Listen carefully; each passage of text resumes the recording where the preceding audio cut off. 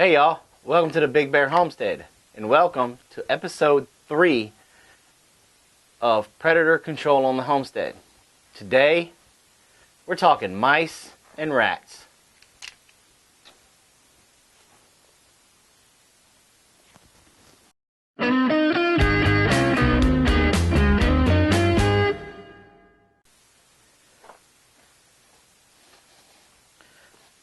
Alright, so today, we're talking mice and rats.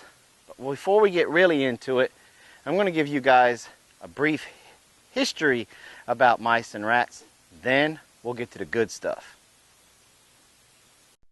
Now, the words rat and mouse are not the scientific name, but the common name that us humans have given them over time.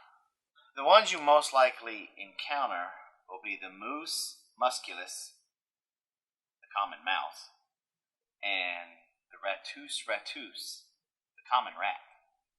Say those names 3 times fast. These rodents originated in Asia. But how'd they get over here? Well, they were stowaways. They were hobos. They got in the carts. They got in the wagons. They got on the ships. They got into your Aunt Lucy's big carpet bag she used to carry around like Mary Poppins. They got into everything. That's how they got over here. Now the entire planet is covered with them. Okay, the simplest explanation for this is to look at the behavior of the mice and the rats to follow humans around throughout history. And the name for this behavior is commensalism. Say that 3 times real fast. And what that means is for one organism to directly depend upon another without having any negative or positive impact on that other organism whatsoever. Commensalism. Where is Squash and his school word? Okay, so why do these critters follow us around? And why do they pose such a problem for us homesteaders? In short, mice and rats are mooches. Wherever there are people, they know there's food and there's shelter. The problem that this presents to homesteaders is actually multi-tiered. First off, these guys come with a slew of different diseases. Some of your more common ones that they carry is the hantavirus. That attacks your immune system. Everybody knows salmonella. You also got the bubonic plague. And then, of course, you got Brad from Big Family Homestead, his favorite, rat bite fever. Also, mice and rats will go after your small chicks, your eggs. And check this out. Imagine this. You're a chicken. Right? You're minding your own business. It's nighttime. You're all snuggled down for a nighty-night night. And all of a sudden, something comes up and boop, plucks a feather. Gooses you. Woohoo! Cock-a-doodle-doo. That's right. These little characters will come up to your chickens at nighttime while they're trying to get their sleep on and pull feathers so they can tote them off for bedding. That just takes mooching to a whole nother level. And if that wasn't enough, these guys will use the cover of darkness to come in and steal your freshly planted seed and some of your produce.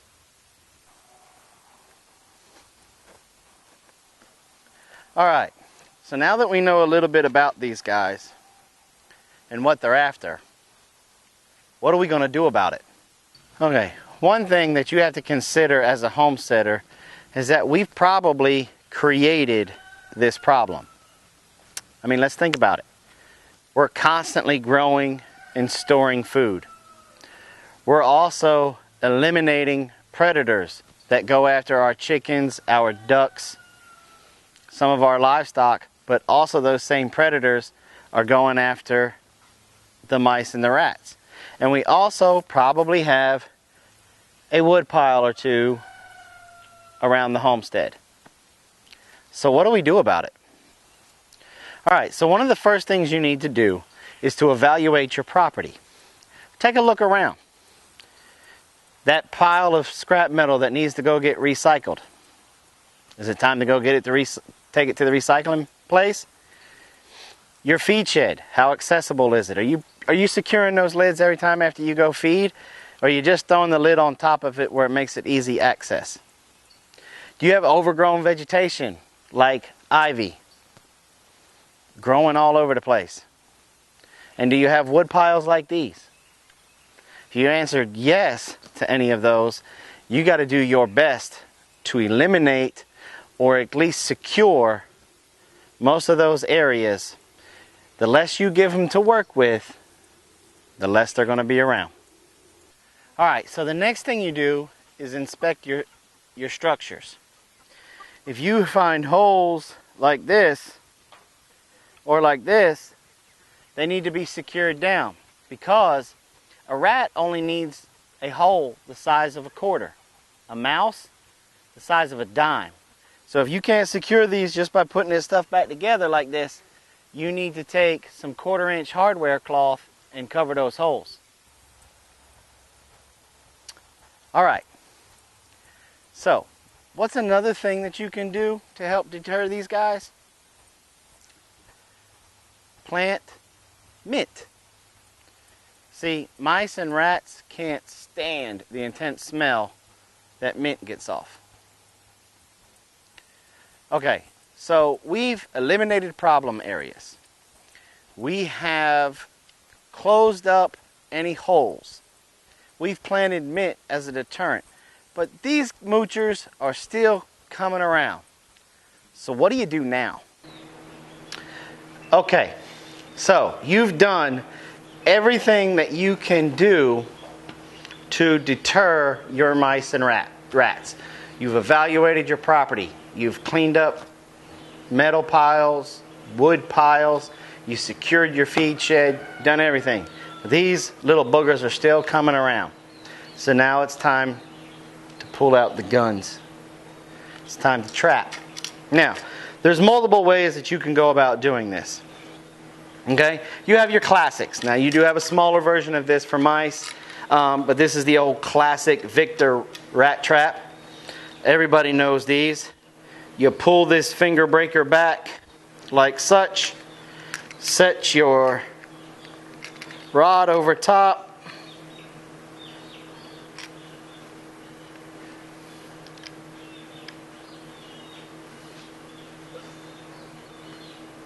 And it's set. These are my least favorite, because you could blow on that thing wrong and it will set off.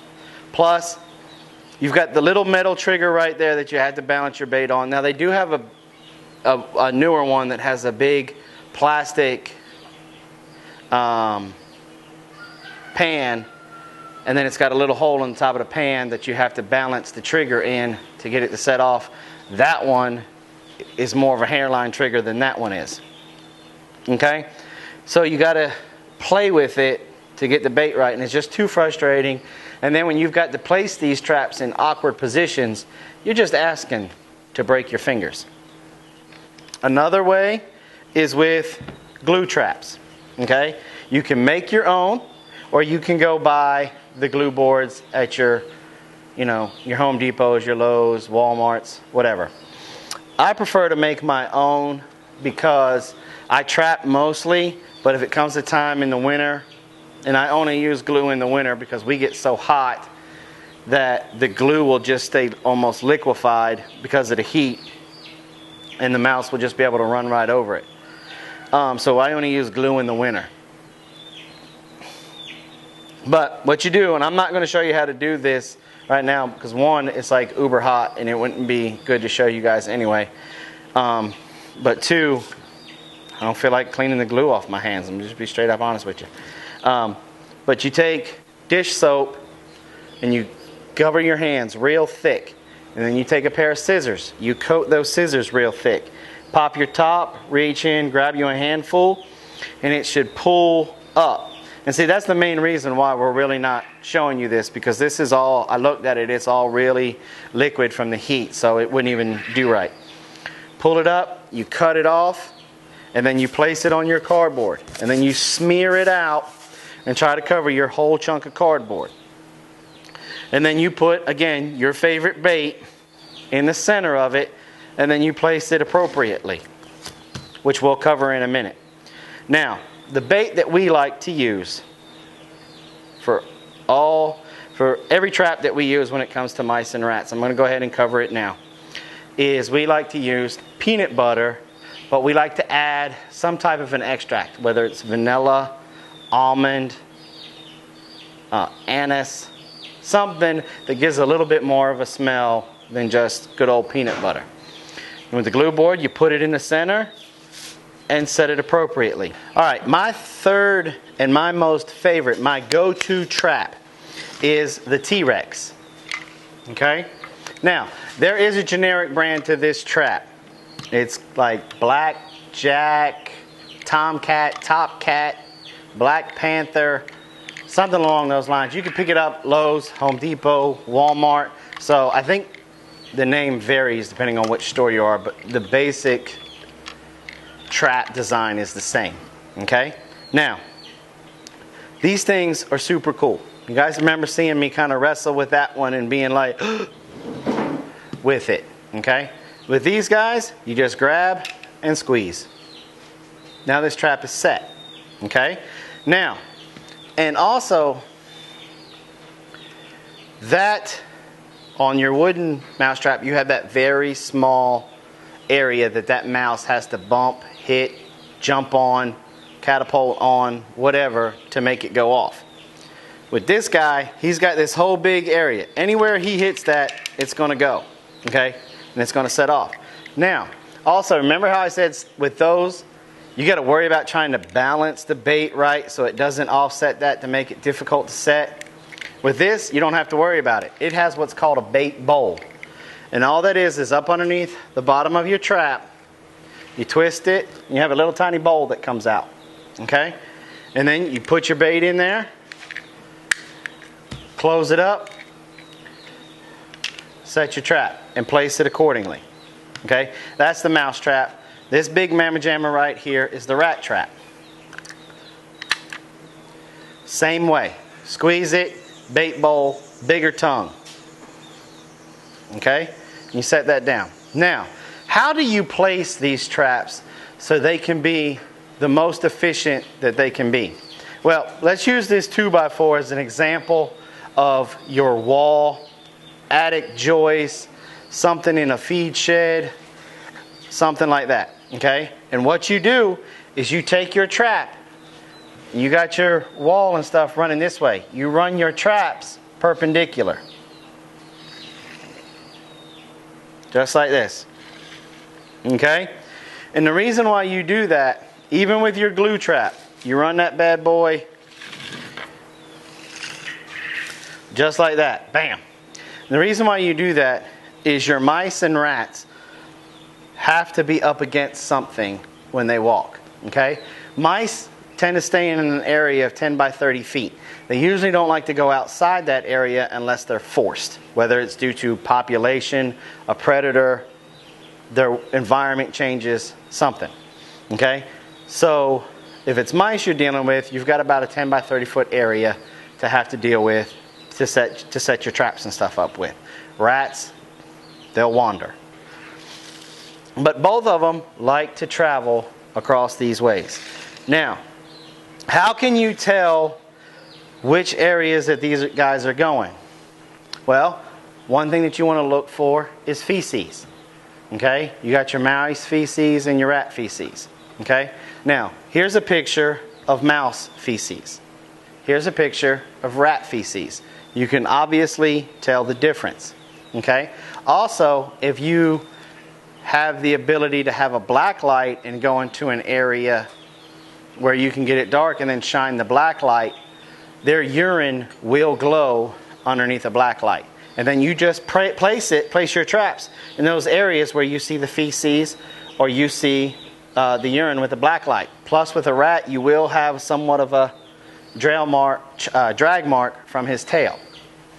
But you set your traps like that, and then you're good to go. Alright guys, there you have it. Predator control number 3, mice and rats. I hope you guys found it informative. If you have any questions, please leave them in the comments below.